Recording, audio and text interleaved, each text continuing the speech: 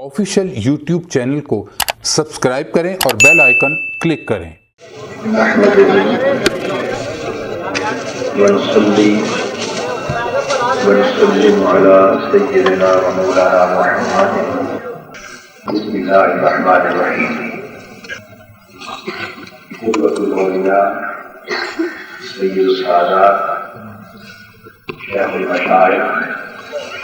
حضرت ابراز سیدی وسند عزیزہ مکرمہ محترم مشائخ و علماء کرام، حضرات کے اساتذہ و طلبہ، معزز رفقاء و اراکین، معزز حاضرین و مریدین و منتسبین سلسلہ عالیہ قادریہ عالمیہ مرادیہ اللہ رب العزت کا بہت کرم اور احسان ہے کہ آج اس مبارک مرکز پر مبارک تر قدم اللہ نے ہمیں عطا کیا اور اس جگہ آپ کی تشریف آوری صرف کسی مقام اور معانی کے لیے باعث برکت نہ ہو، بلکہ یقیناً اس کا گرد و پیش، اس کا پورا ماحول جہاں جہاں سے آپ چل کے آئے ہیں وہ سارا بابرکت ہوا، اور یہ فیصلہ قرآن مجید کا ہے۔ اس لیے کہ 15ویں پارے کی پہلی آیت جس میں حضور علیہ السلام کے سفر اسراء اور معراج کا ذکر ہے، ان میں مسجد اقصی کا ذکر ان کلمات کے ساتھ ہے، الذی بارکنا حولہ، یہ وہ جگہ ہے جس کے ماحول کو ہم نے بابرکت کر دیا، یعنی یہ جگہ خود کو برکت کا منبع و سرچشمہ ہے ہی، لیکن ہم نے اس کے باعث اس کے گرد و پیش کو بھی برکت عطا کر اللہ پاک جس جگہ کو برکت کا منبع اور سرچشمہ بناتا ہے، اس کے باعث اس کے گرد و پیش کے پورے ماحول کو بھی برکت سے معمول، اس لیے دور و دراز کے علاقوں سے آئے ہوئے لوگ بھی آج حضرت قیامت تک مبارکباد کرتے ہیں۔ صرف یہ سادہ طریقے سے سمجھانا چاہتا ہوں کہ سیدنا مولانا رضی اللہ تعالیٰ کی ہدایت محمدی کیسے اللہ تبارک و تعالیٰ نے ہر انسان کو شعور عطا کیا ہے۔ کیا شعور عطا کیا؟ اس شعور کے اندر مختلف پہلو اللہ نے رکھے۔ ایک پہلو ہے جس کو کہتے ہیں جذبہ۔ کیا کہتے ہیں؟ جذبہ۔ یہ شعور کا دوسرا پہلو ہے، اسے کہتے ہیں ادراک، اور شعور کا ایک تیسرا پہلو ہوتا ہے، اسے کہتے ہیں ارادہ۔ جذبہ، ارادہ اور ادراک، یہ تین پہلو ہیں شعور کے۔ مختلف انسانوں کو اللہ تبارک و تعالیٰ نے ان کے شعور کے اندر یہ تینوں پہلو وظیفہ فرمائے، عطا کیے، لیکن کسی کے شعور میں جذبے کا پہلو غالب فرما دیا، کسی کے شعور میں ارادے کے پہلو کو غلبہ عطا فرمایا، کسی کے شعور میں ادراک کے پہلو کو غالب کر دیا۔ اب جذبہ کا معنی تو آپ سمجھے، یہ جو کچھ حضرت قیامت پر آپ نے کیا یہ جذبہ ہے، اسی سے محبت جنم لیتی، اور ارادہ جب حضرت تشریف لائے، میں تینوں باتیں آپ کو اسی مجلس کے حوالے سے سمجھا دیتا ہوں۔ حضور کی آمد پر جو کچھ آپ نے کیا وہ جذبہ ہے۔ اگر قیامت پر مفتی صاحب کے اعلان پر کہ ادب کا تقاضا یہ ہے کہ آپ آگے نہ بڑھیں اور آرام سے کھڑے رہیں، اور آپ نے ان کے حکم کی تعمیل کی اور آرام سے کھڑے رہے اور اپنے جذبات پر غالب آئے، یہ ارادہ ہے۔ آپ سمجھ گئے یہ ارادہ ہے۔ اور مفتی صاحب نے بیان کیا تاکہ حضرت کے مقام و مرتبہ کا علم آپ کو حاصل ہو، یہ ادراک، تاکہ آپ کو پتا چلے کہ کون اپنی تشریف لائی۔ یہ میں نے مختصر معنی بیان کر، تو جس شخص کے ہم میں سے ہر ایک شخص کے شعور میں کسی کو جذبہ زیادہ ملا، کسی کو زیادہ ملا، کسی کو زیادہ ملا، اور آپ زندگی میں اس کا فرق دیکھتے ہیں۔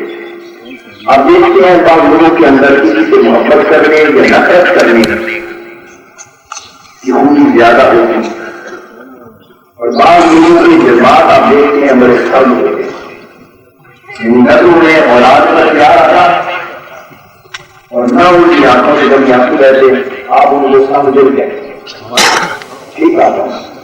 تو یہ جذبے کی فراوانی یا اپنے فراوانی کی بات ہے۔ تو جذبہ جس کے شعور پر غالب ہو، اس شخص کو محبت کرنے یا کسی سے نفرت کرنے کی خوبی زیادہ دیتی ہے۔ جس شخص کے شعور میں ارادے کا پہلو غالب ہو، وہ لوگ کیا ہوتے ہیں؟ وہ پختہ ارادے والے ہوتے ہیں، ان کی دل پاور پختہ ہوتی ہے۔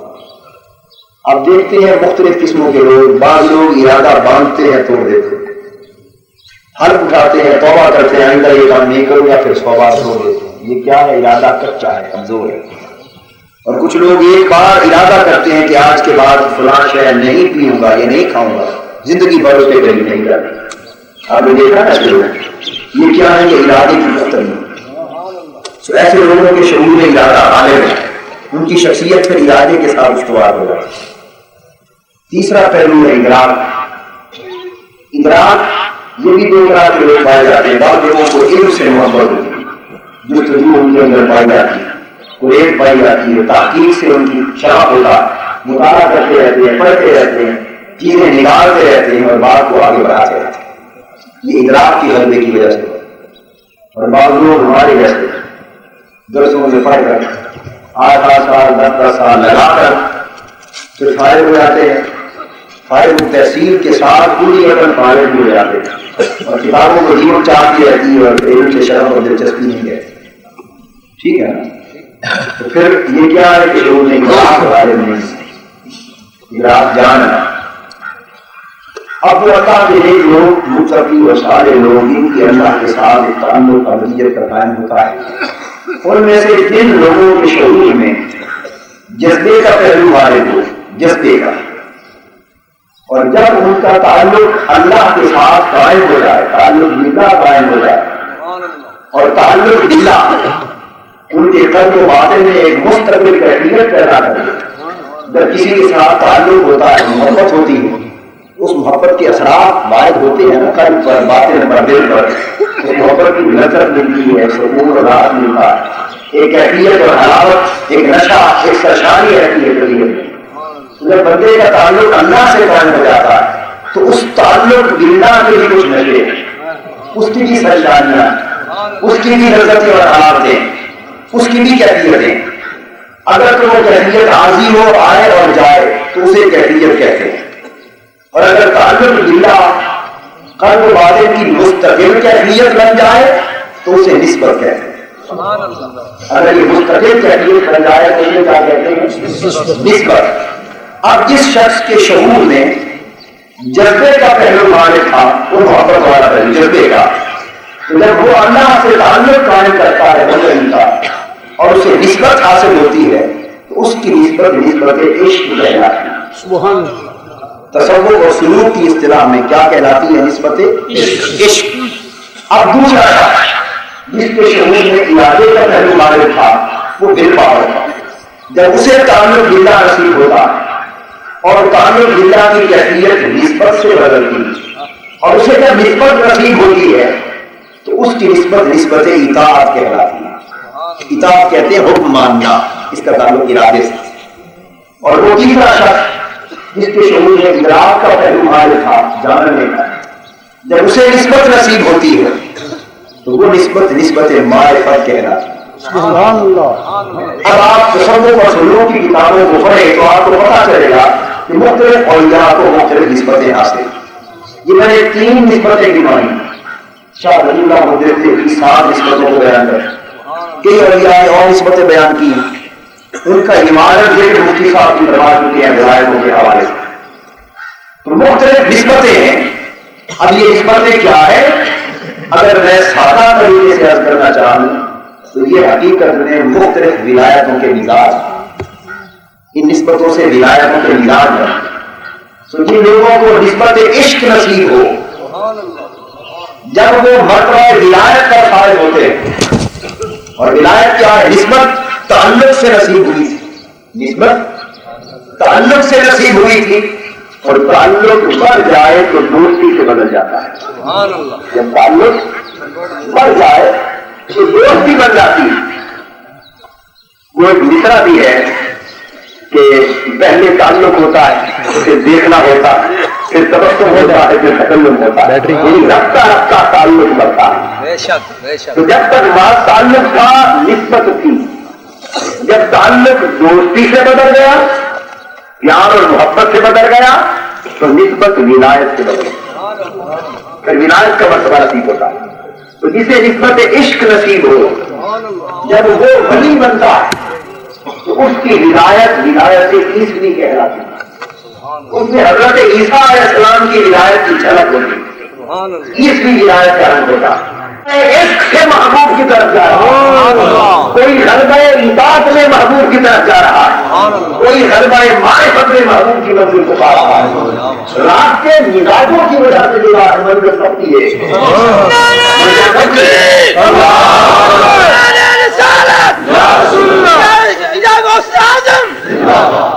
اس لیے آپ دیکھیں گے مختلف صوفیاء اور کو کہ کسی کو دیکھیں گے وہ سنت کی اتباع میں بڑا شدید ہے، اور دوسرے ولی کو دیکھیں گے وہ سنت کا متبع ہے لیکن اتنی شدت نہیں کرتا کہ سر پہ اگر ٹوپی اور پگڑی نہیں اور داڑھی اتنی نہیں تو پکڑ کے پہلی سب سے پیچھے کرتے، وہ اتنی شدت نہیں کرتا۔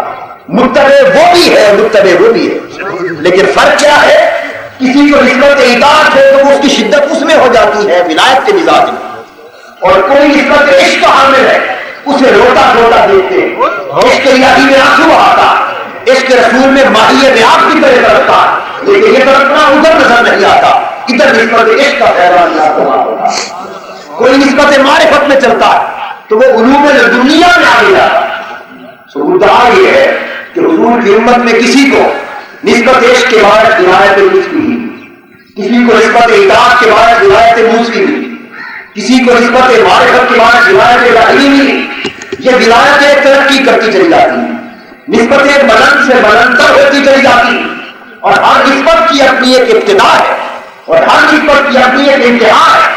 لیکن یہ ساری نسبتیں جب اپنے تشخص کے سارے مرحلے طے کر لیں اور اپنے آخری نقطۂ کمال پر پہنچ جائے تو یہ ساری نسبتیں ایک اور نسبت میں جا کر گم ہو جاتی ہیں۔ یہ ساری نسبتیں جہاں ختم ہوتی ایک اور نسبت میں جا کر گم ہو جاتی ہیں، اور جس ایک نسبت میں ساری نسبتیں گم ہو جاتی ہیں اس کو نسبت ابدیت کہتے ہیں، نسبت ابدیت کہتے ہیں۔ اور ساری نسبتوں کوئی کسی نسبت کا سفر طے کر کے آیا جہاں ساری نسبتیں گم ہو جائے وہ نسبت ابدیت ہے، اور جس کو نسبت ابدیت نصیب ہو جائے اس کی ولایت محمدی ہو۔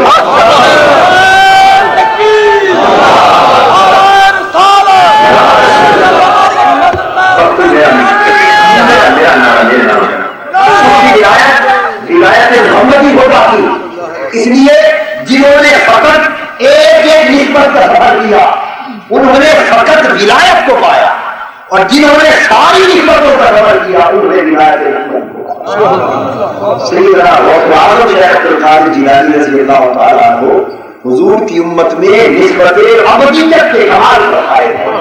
سلام کی ولایت اس میں وہ ولایت عیسوی کی بھی جامع ہے، موسوی کی بھی جامع ہے، ابراہیمی کی بھی جامع ہے، نوحی کی بھی جامع ہے، یحییٰ کی بھی جامع ہے، یوسفی کی بھی جامع ہے۔ اس لیے حضور غوث اعظم کی ولایت کبریٰ ہے، اور ان کی غوثیت عظمیٰ ہے۔ حضور کی امت میں یہی وہ مرد حق ہے جنہوں نے غوثیت عظمیٰ ولایت کبریٰ کو پایا۔ چونکہ آپ کی ولایت محمدی ہوئی اس لیے آقا دو جہاں صلی اللہ علیہ وسلم سے فیض جو بطریق نبوت چلا تھا وہ بھی آپ پر آ کر ختم ہوا، اور فیض جو بطریق ولایت چلا تھا وہ بھی آپ پر آ کر ختم ہوا۔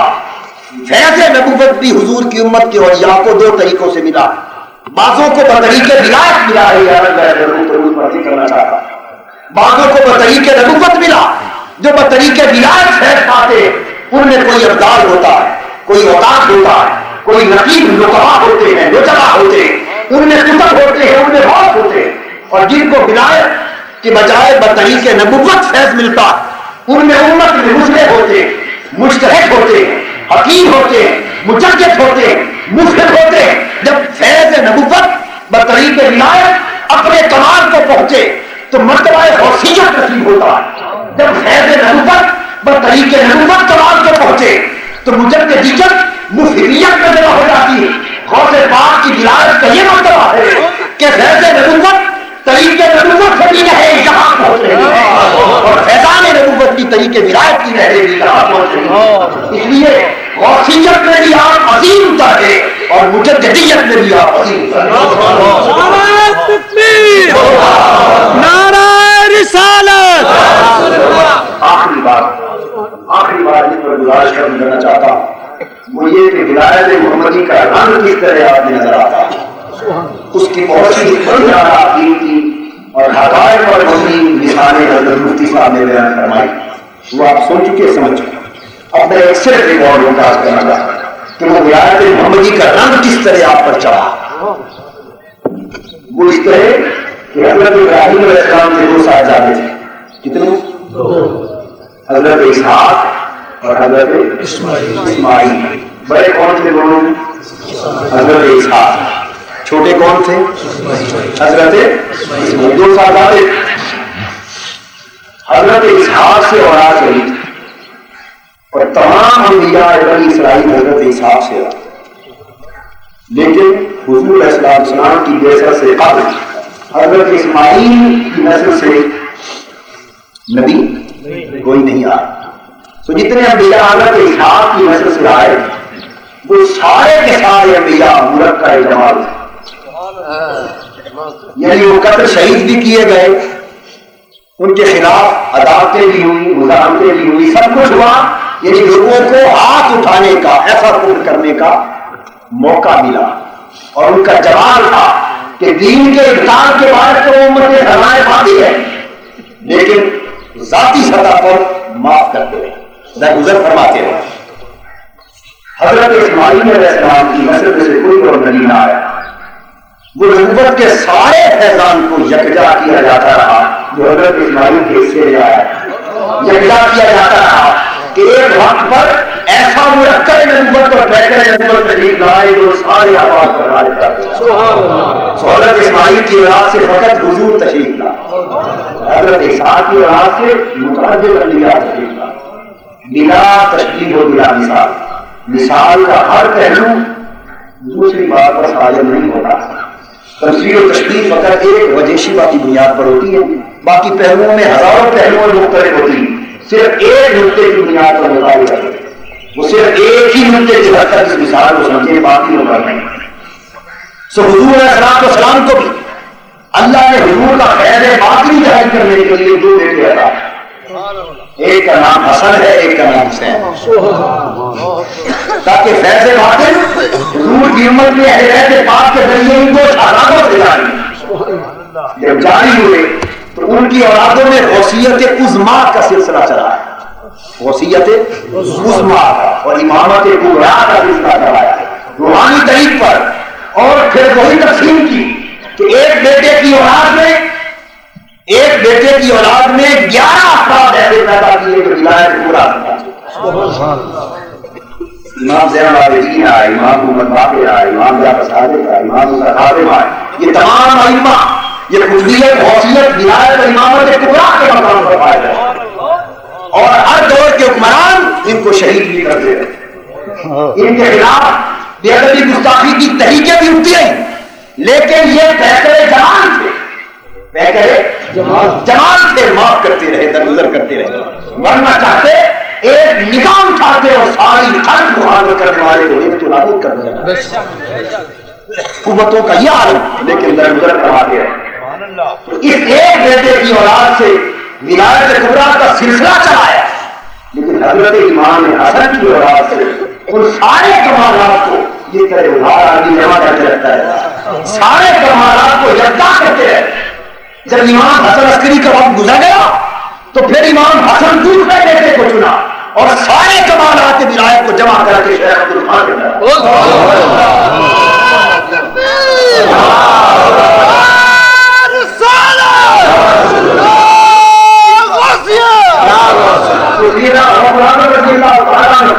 اصلی حسینی ہونے کی نسبت سے امام زین العابدین کی ولایت کا مرد بھی غوث پاک کی ولایت میں، امام محمد باقر کے کمالات کے ولایت کا مظہر کیا، امام جعفر صادق کے کمالات کے ولایت کا مظہر کیا، امام موسیٰ کاظم کے کمالات کے ولایت کا مظہر دیا، جس کو جو کچھ ملا اسی کا سے ملا. لیکن یہ بیٹا آقا کیسا تیار ہوا کہ نانا سے بھی پایا، دادا سے بھی پایا، اصلی سے بھی پایا، حسین سے بھی پایا. اور جب آپ آ گئے تو جب حضور کی بے صبری کو فرمایا خبردار وہ انبیاء تم ان کے خلاف تلواریں اٹھاتے رہے، ہم درگزر کرتے رہے، لیکن اب میں نے چونکہ اس ہستی کو بھیجا ہے، اب اس کے خلاف اگر ایک زبان ہی اٹھے گی تو تمہیں لطف حرام کرا دے دیا جائے. تم نے بات اب اس نبی کے حق میں معمولی سی گستاخی کی زبان بھی ہل جائے گی تو تمہارے لطفے کی ہلت ختم ہو جائے، لطف حرام ہو جاؤ. اس کی طرف ہاتھ اٹھیں گے تو تم نہیں رب الجلال فرمائے گا تب بچہ اے میرے محبوب کی طرف اٹھنے والے ہاتھوں تمہیں رب توڑ دے. یعنی حضور کو یہ شان عطا اور جسے ولایت محمدی کا مظہر بنایا اس غوث پاک کو یہ مرتبہ حضور کی نسبت سے، حضور کے فیضان کرم سے مظہریت کے درجے میں وہ رتبہ عطا کیا کہ پہلے ائمہ کو شہید کر چکے، مواخذہ نہ کیا گیا، لیکن اب یہ ان کے فیضان کا وارث بیٹا وہ آیا ہے غوث پاک کہ جو ان کی معمولی سی بیادبی کا خیال اور ان کی امامت کبریٰ کا اعتراض کرنے کا انکار دینے لائے گا، اس کے سارے احوال سب کریں گے. وہ اگر بڑی بھی ہے تو شیخ شان کی طرح کرتے انہیں سلام الاحوال بناتے اور یا ہزاروں ہیں لیکن سلام الاحوال ہوتے پاس اور یا ہزاروں ہیں لیکن مجھے کو چاہے تو چور کو پکڑے اور کتک بنا دے اور چاہے تو شیخ شان کو دیکھے جو حیثیت عظما کا انکار کر رہا ہے اور مجوسیوں کے پیچھے لگا جس اللہ الاحوال کے مرتبہ آتا ہے. اس لیے آپ کے مراتب میں سے ہے کہ جو بڑی بغداد جائے اور سب سے پہلے حضور غوث العظم کے دربار پر حاضری نہ دے اس کی ولایت سامنے اور قیامت تک. میں آخری حوالہ دے کے جانا چاہ رہا ہوں شاہ اسماعیل دیوی. آپ کو معلوم ہے کہ وہ ایک خاص مکتب فکر کے بڑے متشدد ہیں اور بڑے لمبے جو پر لگتے ہیں اور آپ نے نام سنا ہوگا. یعنی ایسے متشدد عالم کی تحریر میں سے تحریرات وغیرہ وہ تک بیان کرتے کہ اب قیامت تک حضور علیہ السلام کی امت میں جس شخص کو بھی ولایت ملے گی آقا جو حضرت اللہ تعالیٰ علیہ وسلم کا پیغام نبوت سرچشمہ پسند ہوئی ہے. حضور کے فیض نبوت سے قیامت تک جسے بھی مرتبہ ولایت پر فائز کیا جائے گا وہ صرف اور صرف دو نسبتوں سے فیضان ہوگا، یا حضرت علی شیر خدا کی مہر لگے گی یا غوث پاک کی. سو جو بھی فری بنے جانو کہ علی شیر خدا کا ہاتھ ہے، یہ غوث پاک کا. اور ابھی تک یہ دو ہاتھ تو انہوں نے کہے، میں تھوڑی تعلیم کرتا ہوں کہ یہ دو ہاتھ نہیں، یہ حقیقت میں ایک ہاتھ ایک ہے، دست مصطفیٰ ہے. کبھی شیر خدا کے روپ میں ظاہر ہوتا ہے، کبھی غوث پاک کے روپ سے. اللہ پاک ہمیں یہ معارف رکھنے عطا کرے. آفیشیل یوٹیوب چینل کو سبسکرائب کریں اور بیل آئیکن کلک کریں.